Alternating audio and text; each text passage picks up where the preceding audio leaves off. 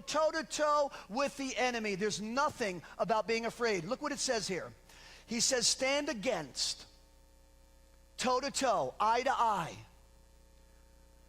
the wiles of the enemy. The word wiles is cunning art, deceit, trickery, crafted, subtle, tactics, methods.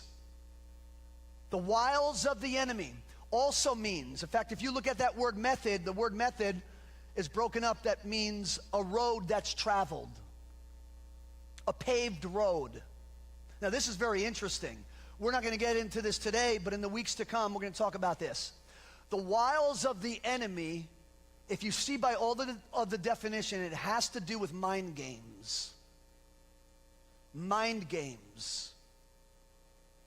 And it talks about wiles means a road that has been paved. I wonder where the road was paved. Well, if you look at 2 Corinthians, in that verse, I know we have another verse, 2 Corinthians 2:11, lest Satan should take advantage of you, for we are not ignorant of his devices. See that word device? You know what that word means in the Greek? Mind games. The word devices. I mean, you could all look it up. Strong's Concordance. That's speaking about mind games. The mind games, we're not ignorant of the mind games of the enemy. So you take this and you tie it in with the wiles of the enemy, the subtle craftiness, the paved road. Let me tell you where the enemy wants to pave his road. Are you ready? Right between your ears. In your mind. He's a master at psychological warfare. And he's coming after you. And some of you, he's already in your mind. He's in your mind already. You know why he's in your mind? Because he paved a road a long, long time ago. Did you ever walk into the woods and just see, oh man, look at this path? Well, let's just follow the path. The path is there for one reason. Because many people walked on the same path over and over again, and it became a path. It became the paved path in the woods.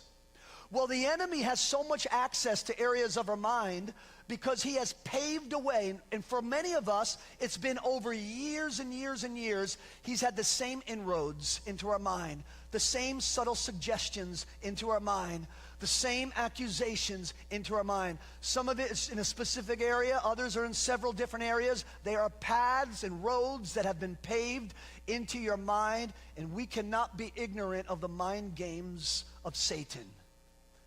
Most of our warfare is here. Not all of it, but most of it, it begins in the mind. Let's go ahead and look at this a little bit more. Look at this. It says in verse 12, for we do not wrestle against flesh and blood, but against principalities, powers, rulers of darkness of this age, spiritual hosts of wickedness in heavenly places. Man, there's a whole bunch just in this verse.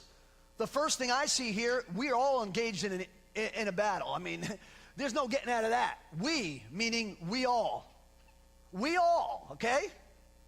I don't like fighting, Pastor Rob. I'm not the fighting type. I'm the peacemaker. Okay, you're the peacemaker?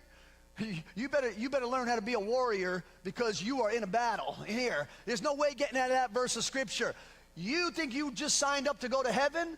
I got news for you. You can go to heaven, but while you're on this earth, you're going to be in a struggle. You're going to be wrestling. You're going to be in a battle, and you're going to have to learn how to put the full armor of God on, stand toe-to-toe to your enemy because he's out to kill you. Let's look at this. Look at this. It also tells us